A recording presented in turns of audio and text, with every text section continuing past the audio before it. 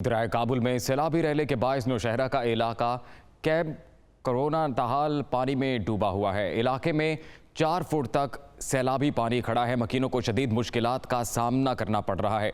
दुनिया न्यूज़ के नुमाइंदे ज़ाकिरुल्लाह इस वक्त वहां पर मौजूद हैं, जो कि मज़ीद तफसीलात बताएंगे। जी बिल्कुल, इस वक्त मैं मोटरवे के करीब कैंप कुरुनो में मौजूद हूँ। यहाँ पे ये इलाका जो है मुकम्मल तौर पर सैलाब ज़दा है। यहाँ पे सैलाब की वजह से बहुत से घरों को नुकसान भी हुआ है। अगर कैमरामैन आपको दिखाता चले तो यहाँ पे अब भी पानी की सतह जो है तकरीबन 3 फुट से ज़ायद है, क्योंकि यहाँ पे जो घर है वो अब भी पानी से भरे हुए हैं। इलाका मकीन जो है वो यहाँ पर वापस आ रहे हैं, घरों में आ रहे हैं, घरों की सफाई वगैरह भी कर रहे हैं।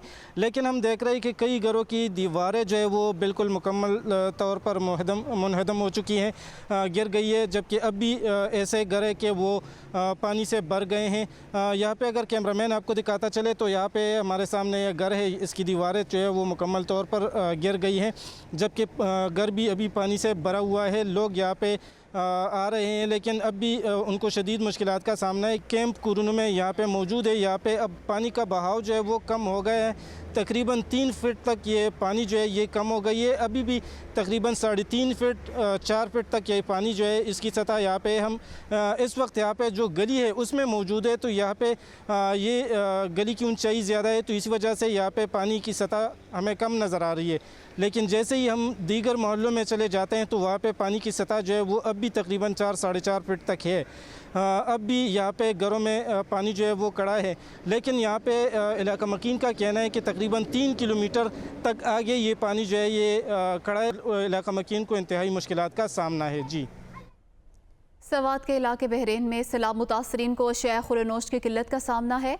दूर दराज इलाकों के मुतासरीन मीलों दूर का सफ़र करने के बाद बहरीन में गुज़िश्ता 3 दिनों से हुकूमती इमदाद की राह तक रहे हैं।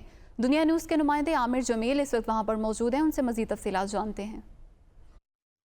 जी बिल्कुल, सवात में हुकूमत की जानिब से मुख्तलिफ़ मकामात पर इमदादी कार्रवाइयाँ शुरू हैं, लेकिन इस वक्त मैं मौजूद हूँ बहरीन बाज़ार में। बहरीन जो है वो 2 हिस्सों में तकसीम है। दरिया का पानी जो है अपर बहरीन की तरफ जो है वहाँ तमाम बाज़ार, दुकानें और जितने भी रिहायशी मकानात थे वो उसमें बह गए हैं। मैं चाहूँगा ये लोग जो यहाँ पर मौजूद हैं इनसे हम बात कर सकें और ये जान सकें कि आया इनको किन किन चीज़ों की ज़रूरत है, ताकि हुकूमत तक अगर ये आवाज़ पहुँच सके तो इनको वो चीज़ें दस्तयाब हो सके। ये तमाम जो पब्लिक आप देख रहे हैं वहाँ अशिया खुरनोश की सख्त तरीन जो सख्ती है वो है।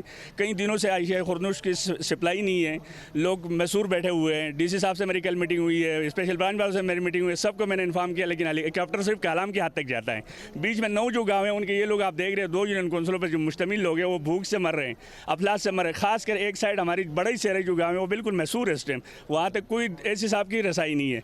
उसके अलावा पुशमाल और काला में जो लोग दरिया में बह चुके हैं, जो ज़ेरी ज़मीन दरिया में है, इस टाइम जो झील बनी हुई है वहाँ पे बड़ी मजबूरियाँ हैं। लोगों के घर डूबे हुए हैं, गाड़ियाँ डूबी हुई है, पूरे गांव डूबे। लेकिन वहाँ तक ऐसे साहब न बल्कि वज़ीर आला और मिनिस्टरों की तो बड़ी दूर की बात है, लेकिन हमारी इंतज़ामिया भी वहाँ तक नहीं जा सकती। लोगों के साथ मरीज़ भी हैं, लेकिन उसके बावजूद यहाँ पर लोग मौजूद हैं और इस इंतज़ार में हैं कि हुकूमत की जानिब से इमदाद आए और इनकी दाद रसी हो सके।